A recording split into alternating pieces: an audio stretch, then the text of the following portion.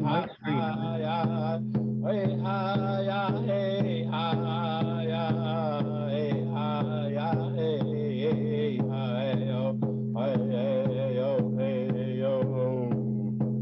Fort Beck Community College, Ukiepino, yo, me too, gashi, dagush, kashka, yogi, piano,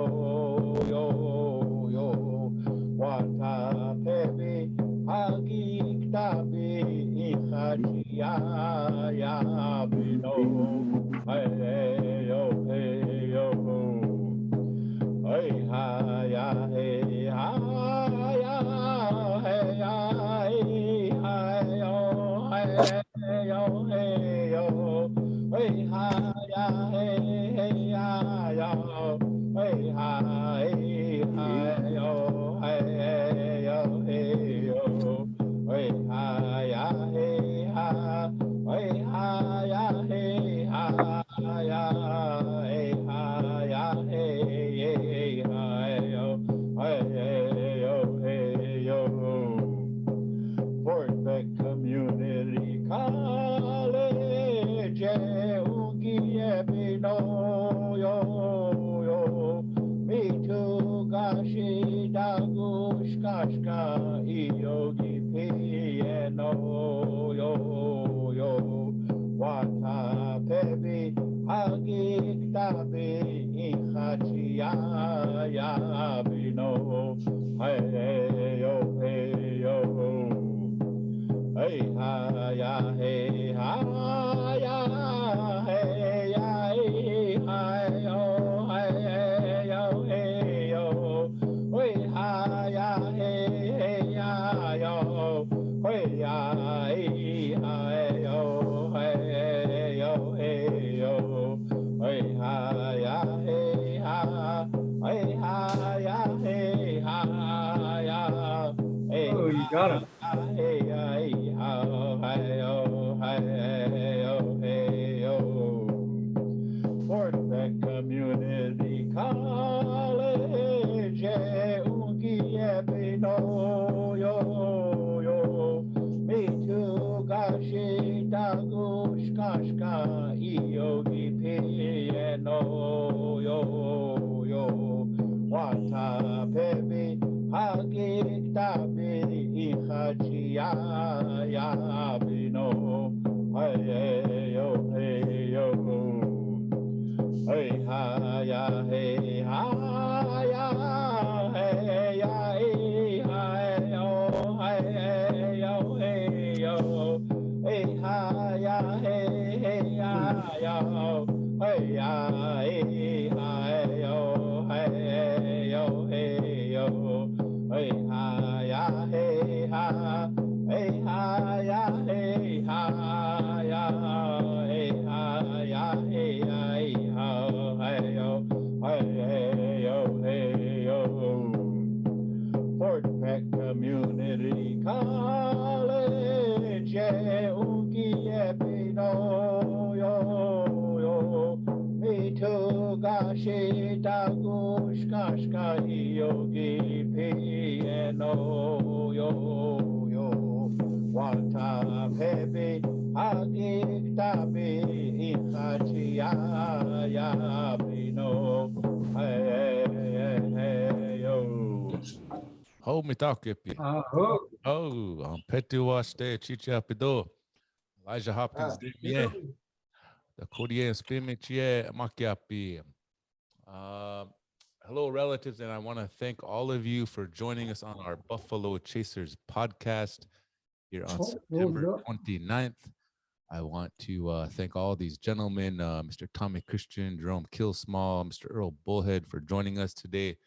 For those of you that are new to our podcast, wherever you may be in Buffalo Chaser country, we welcome you here, and we're always here to try and share a little bit about this Okola Kichie, this society of Buffalo Chasers way of being here at the Fort Peck Community College. And we have some individuals here that we invite that know a lot about culture, songs, and all that good stuff. And so, and a special guest, Mr. Jerome Killsmall. So thank you for joining us today. It's awesome that you were able to make it here today.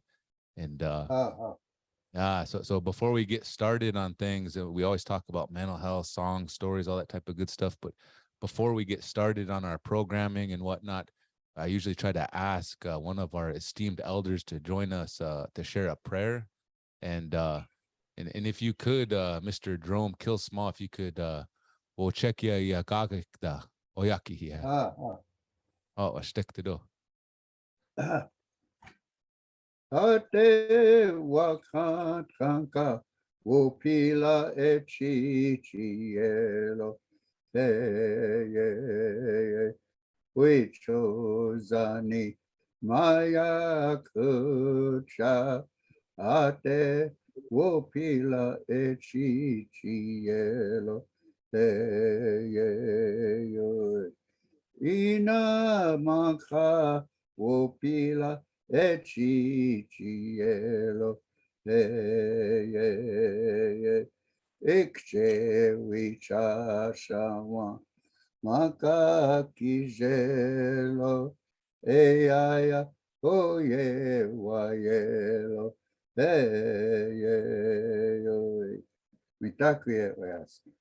Oh, Echituelo, Dai Chana. Pidame, beautiful prayer. And relatives, what we try to do to entice, I guess, participation in our podcast every week is we go live on our Facebook channel here, and we have a few items that we try to give out every week, and we have a Cho Buffalo Chasers jacket with a embroidered logo of the Fort Peck Community College on it. So we try to give that out every week. So those of you that that like our Facebook podcast for week number 78, you got which was last week, you get your name in the hat. So I encourage you to smash that love button, give us a like, give us a share, show us some Facebook love for this podcast. Then we know that we're doing something right. And then that will continue to try and do these things as much as we can. And so there's an individual from last week that won the drawing, and her name is Brittany Sue Buckelk. Didn't work, Neff. Didn't work? Okay, No. here. I gotta do this again. Hold on a sec. Okay.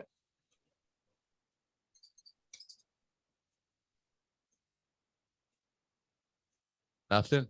Nothing. Oh man. So anyways, Brittany Sue Buckelk, winner. Chicken dinner.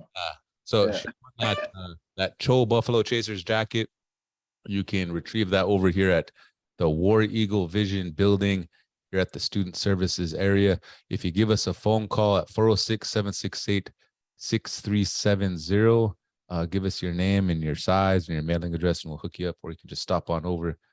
So with that, encourage participation. So next week, we'll try to announce another winner. If we have our next podcast, we'll announce that winner at that time.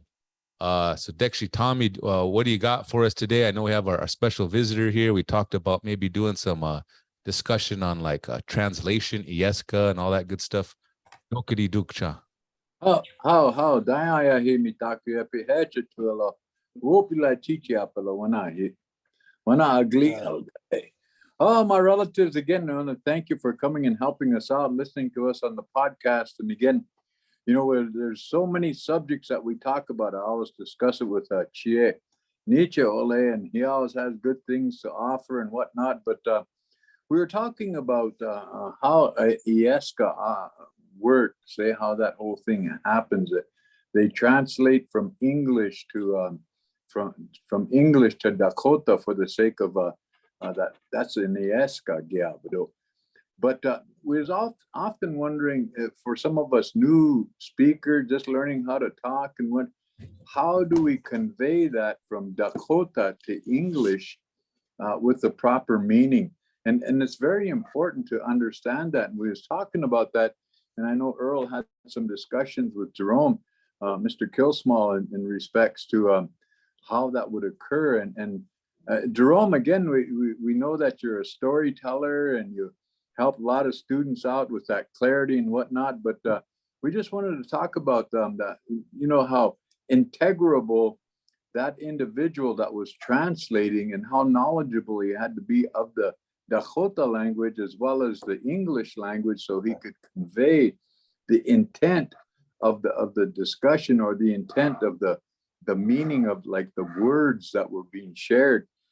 Because even as it relates to treaty, those things weren't translated totally how it was intended to be, although they got the basic fundamental principles behind it. There was a lot more involved in that. And so I think it's important that they understand that what we're wishing to do is help our young people understand the diversity that's there, and the difference that exists in the language, or even the meaning and the spirit of the words in which we talk. And so that's why we had Che Earl give you a call, Jerome, and maybe you can bring us along in that arena, because Earl said that what was the name? Fool's Crow had somebody that had a translator like that, and that person could be pretty integrable and honest and decent and stuff like that. So maybe Jerome, you could share with us something along those lines. Okay. First of all, Ieska is two words. Ie, speak, and ska, white. So it'll be white speaker or English speaker. Then the white speaker then were used for interpreter and a translator. And so if a Lakota person is traditional, didn't speak English too well, then he would have a Ieska, an interpreter or translator. As you use the word conveyor, to clarify the Lakota phrase or a paragraph. He would translate it as accurate as possible. When we're speaking in public, we have to be very, very accurate, because Lakota is such that if you're a public speaker, you have to use the long version of words. No clipping or no short version of words. And so the audience could get the message thoroughly. And because some words, when you shorten it, it actually means something else. So we have to be very careful of that. But Ieska would be a person who sits by perhaps a chief and then speaks for him. Iekichiska. He talks in English for him. So he says something and then he tells the audience or the people in the ceremony. If there's some that don't speak Lakota too well, that's why you need the Ieska. Because some of the Lakota sometimes don't speak Lakota fluently because they didn't have the opportunity to be with a family that only spoke Lakota. And so you're then immersed. That's the true immersion. When you're, and my favorite ceremony, the adoption ceremony, the Hunka, because then if you're a white person, you could get adopted into a family and they would gradually lead you through all the different taboos and values and virtues and the 7 directions and all the meanings and the colors, and you could gradually learn.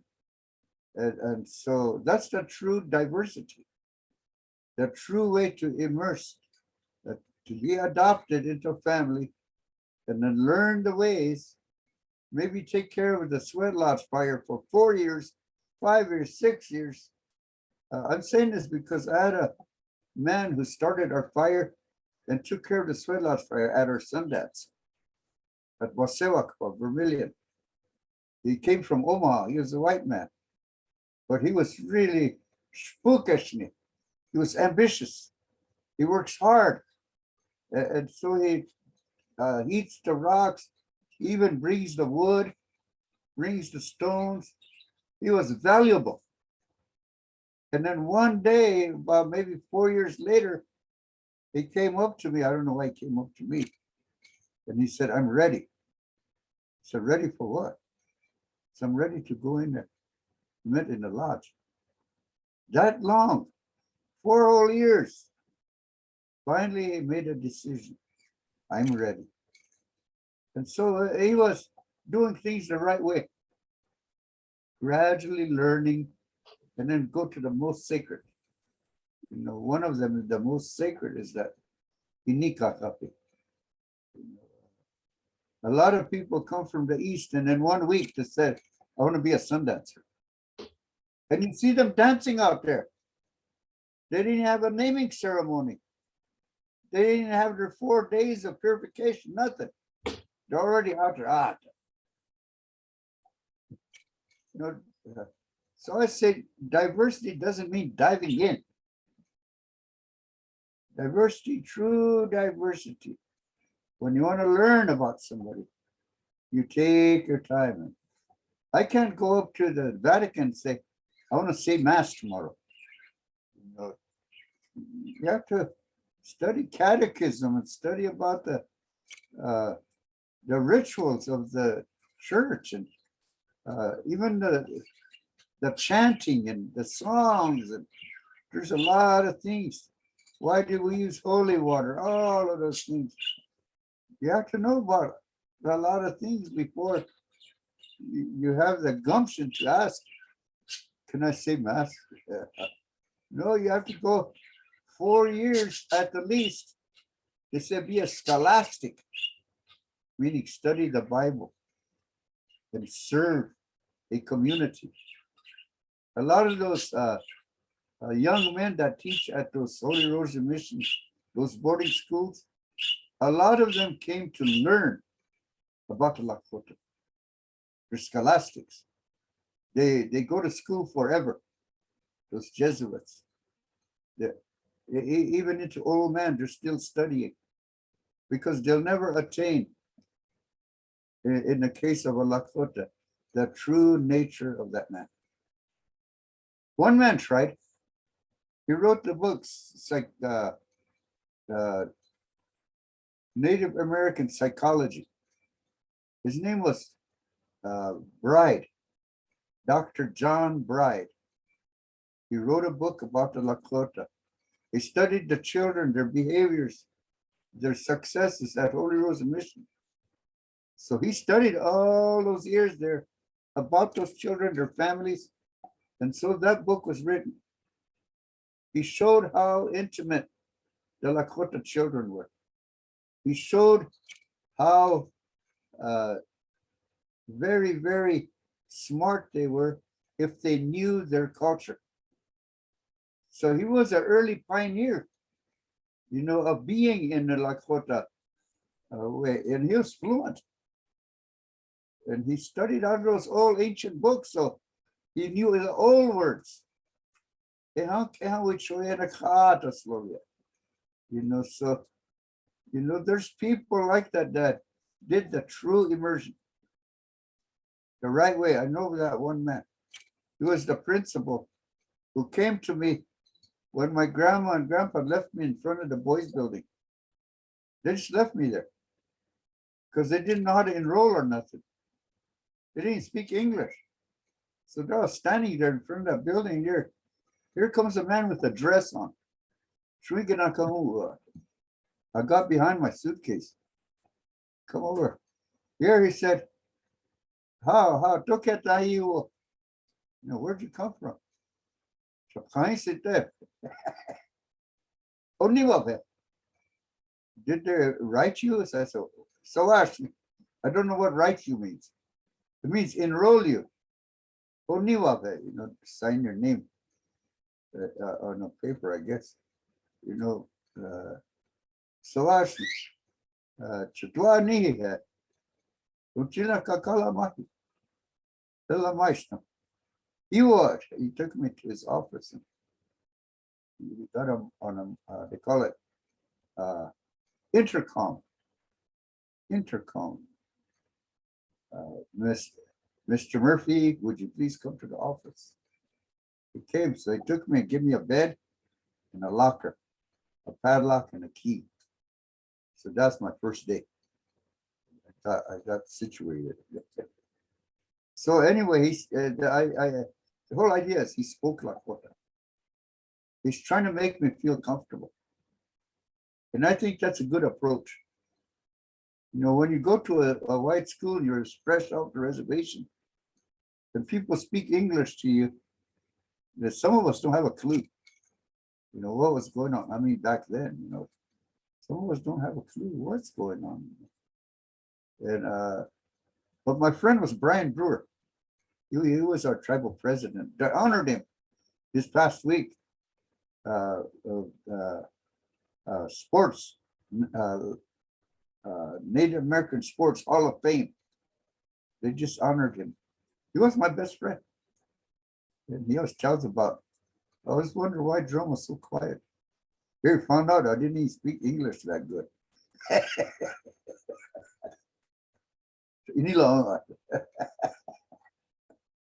So he was my friend. I kind of went around with him. But I learned from the classmates, playing playroom, throw it, catch it, stuff like that, and I started to learn little by little. Quite basically on my own through my classmates and playing in the playroom and learning little by little. And so, but they always say, I forgot my Lakota. I can't. I forgot how to speak Lakota. I always hear that. Because I was at a boarding school. To me, I spoke Lakota all the time. No choice. Me and Bobby Redall and Levi Wounded. There's a whole bunch of us that spoke Lakota. If you speak English to a Lakota speaker, you're gonna laugh because if you know how to speak Lakota, don't speak English to each other. It sounds funny. But speak English to a Lakota, say, yeah, I just do it. Lakota. Anyway, so I always wonder where that came from. I forgot my language. It'd be like saying I forgot how to ride a bike. Forgot how to shoot my 22. If you learn something, it stays with you. Yesterday, I was talking to my neighbor, who's a mechanic. I said, I used to be able to vacuum the lines on the air conditioner, the condenser. I vacuum them, get all the moisture out. Then I fill it with the air conditioner fluid. So I went go ahead and screw it on, and it fills up by itself. I said, I knew how to do that, but I forgot. They said, if you get to doing it, you'll remember, he said. And so there's some things Freon. If you know to put Freon in, you'll always stay with you. That's how I know. Back to Ieska. Ieska could be a medicine man, one who uses the most sacred, and that's the healing ceremony with the Yuipi, when they turn the lights out. And the Wakawi Chacha, or medicine man, and when it's dark, then Iyamashichala helps him. A spirit interpreter in this case. Yes, you have. He has an interpreter. How you know that a medicine man is a true medicine man is down the valley, even if it's a young man, teenager. If the people, the full bloods, if they say, hey, Ihambalaske, they said he had a dream. That means he's got to go through the various rituals to verify that he's a medicine man. But first, he has to have that dream. Hey, Ihambalaske. And so my grandma, I'm nosy, so I go, don't kill Ihambala. What do they dream about? And so she told me, but I keep that to myself. Because if I let it out, guess what's going to happen? Everybody's going to say they had that kind of dream. You know how we are. We try to get credibility. You know how we are. Then you look for that power. You know how we are. You look for that power. I know about it, but I'm not a medicine man. I know about it, but I never did have the dream. So I can't say, oh, I know how the dream goes. I had it. I know about it, but that's it. I tried to be as truthful as possible. Only one man came to my home and told me what he dreamt about. And he was a minister. And I told him, you have to go speak to medicine man or somebody and go through the process. I said, and you only tell him, I said, just him about your dream, nobody else.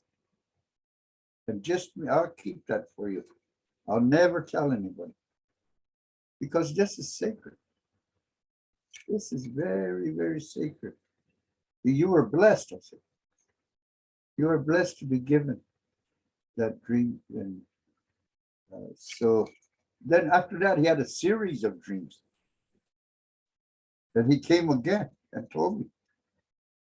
And so gradually we got it so that we had a symbol of his dream. And I gave him that symbol and made it for him. And so he completed his journey to be still able to preach at the church and still be able to be blessed with the power of helping people. He didn't want to be a healer or nothing. He just wanted to help people, to pray with them. And that's good enough. He didn't have to go through all the other things, to help people in the Lakota way.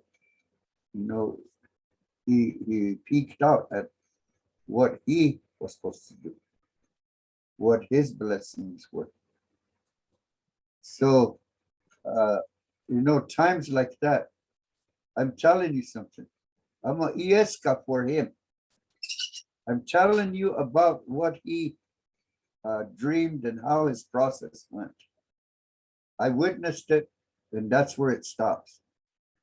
That's how I interpret to keep you safe.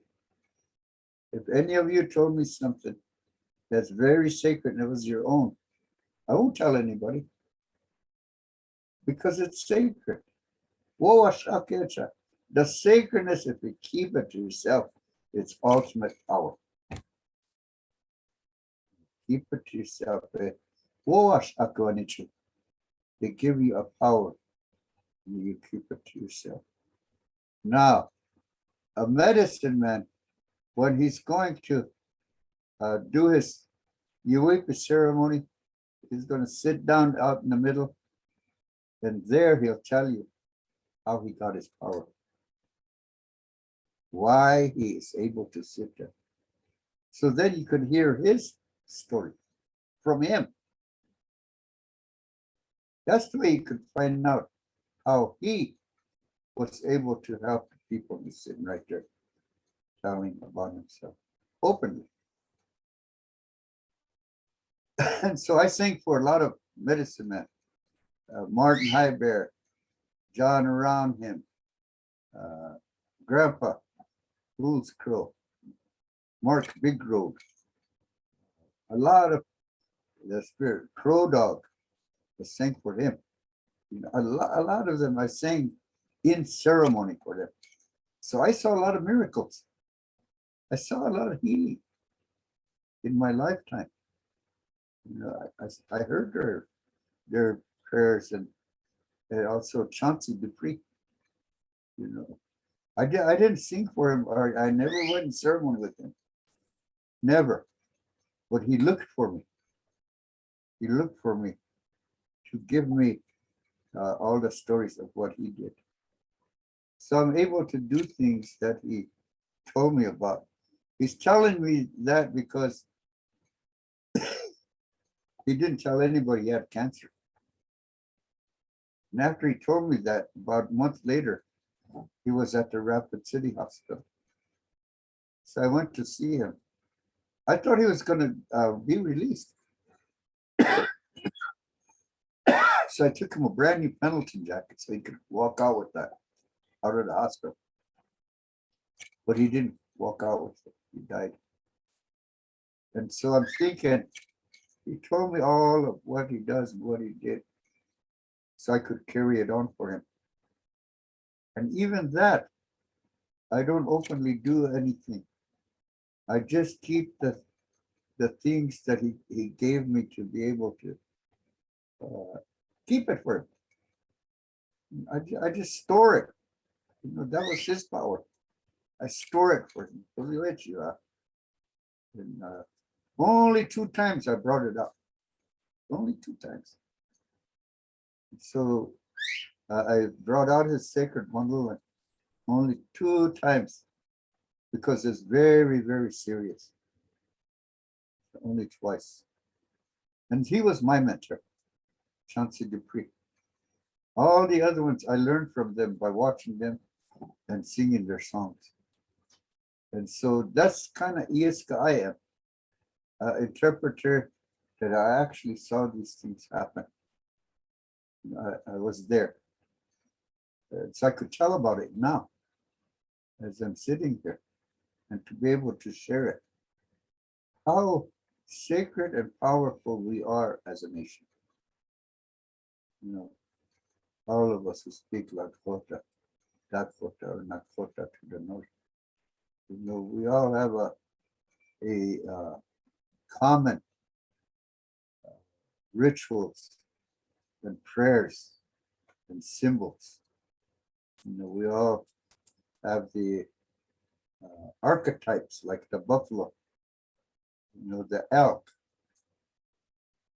and also the thunders, the eagle, you know, and all living beings to the south direction.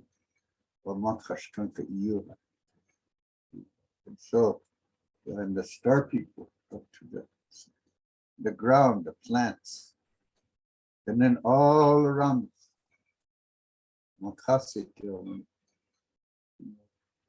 all around the circle of life, Makha Sintomani, you know, the tail that wags all around, Makha Sintomani. You know, it's a friendly sound. And so I really appreciate the Lakota language. It tells me a lot about intimacy and how it was born in the teepee when we'd have to live together, sometimes for maybe 1 whole month if it's a big blizzard outside. So there was no swear words and no loud talking because grandma and grandpa might be sleeping or the little baby might be sleeping. So we have to have soft tones to respect, you know, the little ones and the elders in case if they're resting. And so we use kinship terms to even make it more valuable as relatives in that lodge. So he said Misunkala. And that was because big sister braids the little boy's hair. Sun is to braid. Misun is my braid. Kala is the soft, lovable little brother braids that I braid. Misunkala. So that act of braiding the little boy's hair became the word for little brother. Misunkala. But the girl said that Misunkala, my little relative that whose hair I braid. Misunkala. And so that's a, kinship terms had meaning. We don't touch people's hair, unless it's in ceremony to brush the hair, at the wiping of tears, or we help people tie the feather on, for naming ceremony, or the plume. Those loving times are the only ones we touch somebody's hair. Because it was respectful to have people to do those things, to touch that intimacy of symbol of love. And the words come out of it. Vichakshi chastopi. They comb their hair. It's one way of saying wiping of tears or combing of the hair. And so there's many words for wiping of the tears. It's the grieving process. How we get lonesome the right way and carry us through, through all the years that carries us through. And there's a memory there that helps us. I can't agree with people that say we're gonna bring closure to our person who passed away, and we're gonna move on. I never say I'm gonna move on. I say I'm gonna move with. I'm gonna move with the spirit. I'm not gonna move on away. It doesn't sound too intimate for me when I speak about the grieving process. I don't say I move on. Sure, you could move on if you intend that you're going to work and not be bothered by the person who passed away. But I say move with, because if you carry that attitude of that person's lifestyle, his love, it helps you even more. When you're with somebody in spirit, I think there's a stronger way of life in that way. But that's just me. That's just me that thinks that way.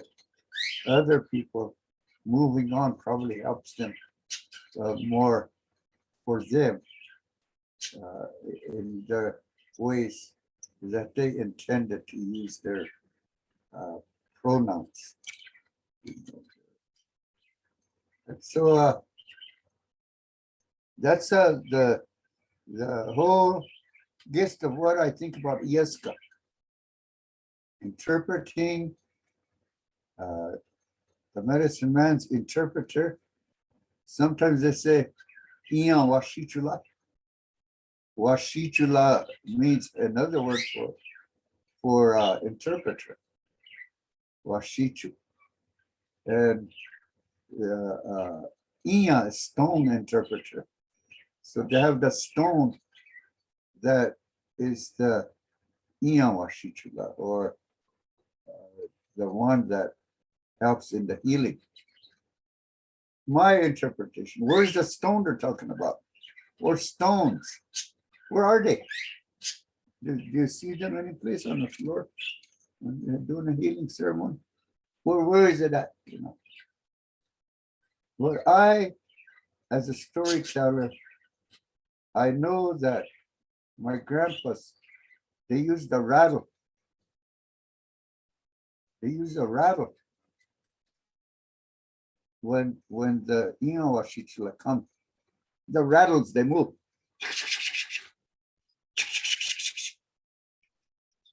And then they start. One's that way, one's over here. What's inside the rattle? The stones. The interpreters. That's my story. Where else could I find it? I have to meditate on these things to tell you what's in that rattle.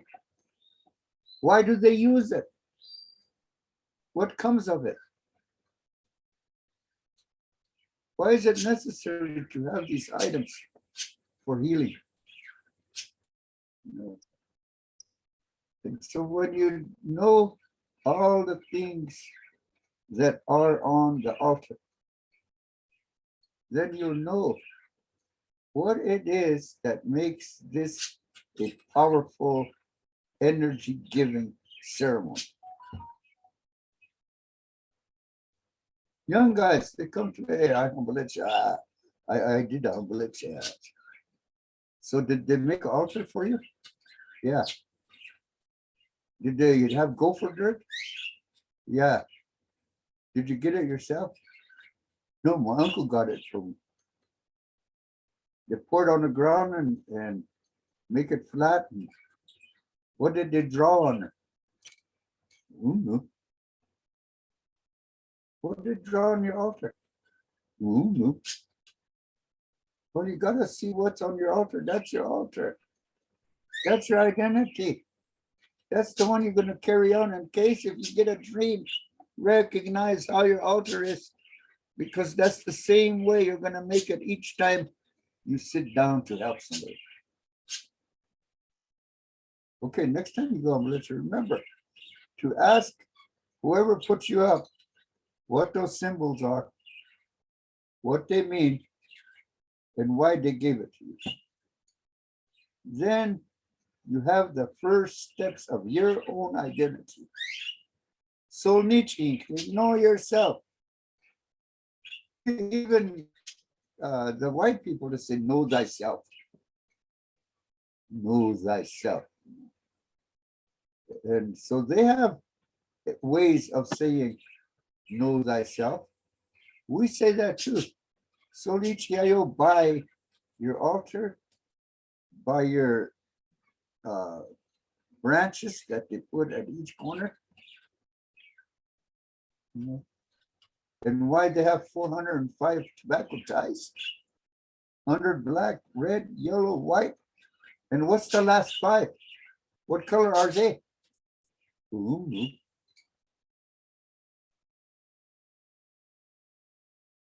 That's what I was telling you about. You got to immerse and really ask questions. Don't act like somebody that comes from the East. Oh, Bluetooth.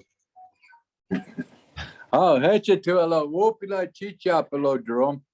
Kano hoka he yeah wastelo. Wastela ke. But Jerome, you know, those are stories. You know, Tushka, Elijah, I think we need to keep Jerome involved in you. This guy's got a lot of good stuff to share with our folks. And Jerome, if you don't mind, we'll just get a hold of you. Earl will get a hold of you, let you know when we're going to have our next podcast. But boy, this is something that, generally speaking, to help our young people that we're working with, our students here at the college, to understand, you know, being discreet is our way of life. Being humble is our way of life. Being understanding of other people is our way of life, you know, and see, that's what we're trying to convey, just like what you shared today, Jerome. Hey, that, oh, it makes me feel good. Chante wama stelo. Okay, yeah. So, but in that, you know, we do this, but we do it for an hour, because we don't want to overextend our time period, because again, the students, they're we don't want to tie them up too much because they have schedules they want to follow. But we do this. We try to do it twice a month or once a month anyway, once a month at least, and we'll get together with you. But I think Elijah wants to send you a little bit of honorarium for helping us out. And again, we're not paying for your services, Jerome. That's the thing. It's honorarium. We respect the Okay. knowledge that you carry. We understand the importance of that, not for yourself, but for the sake of others, just like Wuchikia, eh? And in that process, that's kind of, boy, this is dandy. This is beautiful, the way you spoke about these things and the understanding that's needed. And again, my dad would always tell me, he said, my son, you'll know if he's supposed to be doing that ceremony, if it works for him. He said, and if it don't work for him, then just pray for him that someday in the future, maybe it'll work for him. So that's what I was shared with by my father. But it's stuff like that a lot of people haven't had an opportunity to really immerse themselves in respects to how you utilize that word huncha in respects to our non-Indian relatives as well, because we always try to help them understand inclusivity, that inclusion in that Changleshka is what we aspire to. We're not racist. We don't deny nobody. And we'd like them all to be a part of that. But this is exactly what we're trying to do. And then Chie Earl wants us to really understand the importance of the songs that we sing, the chants that they refer to. They call them chants.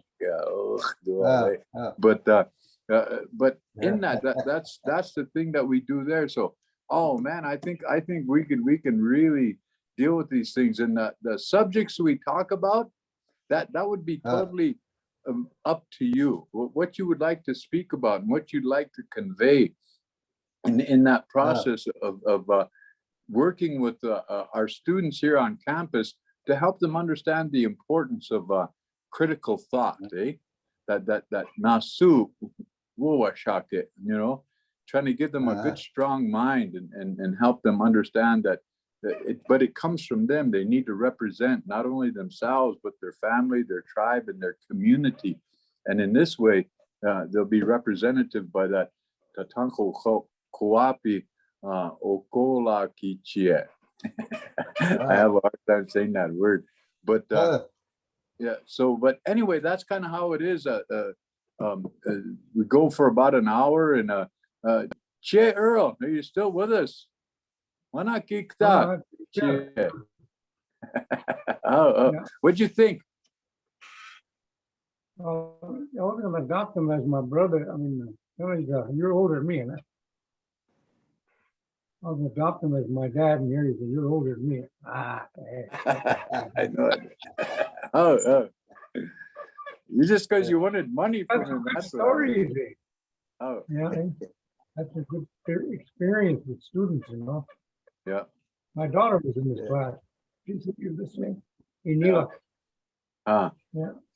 That's it too. We think done a lot of things together.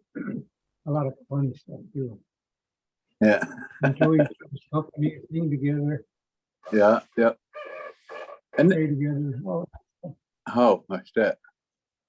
And so, in closing this down, Jerome, we just want to make sure that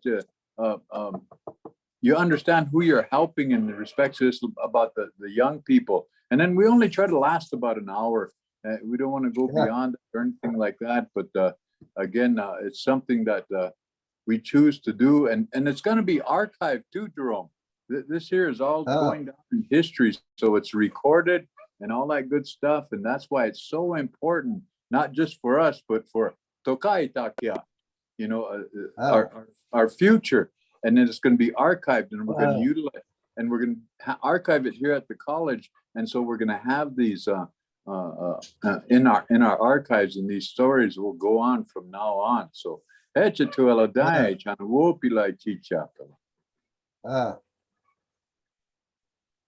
so with that all being said, Toshka, Elijah, I think we couldn't come to the end of our time here, but boy, that's dandy. I'm loving it, nephew. Yeah, I really appreciate that. That was really good to hear. So next week, we're going to be going over to Rapid City.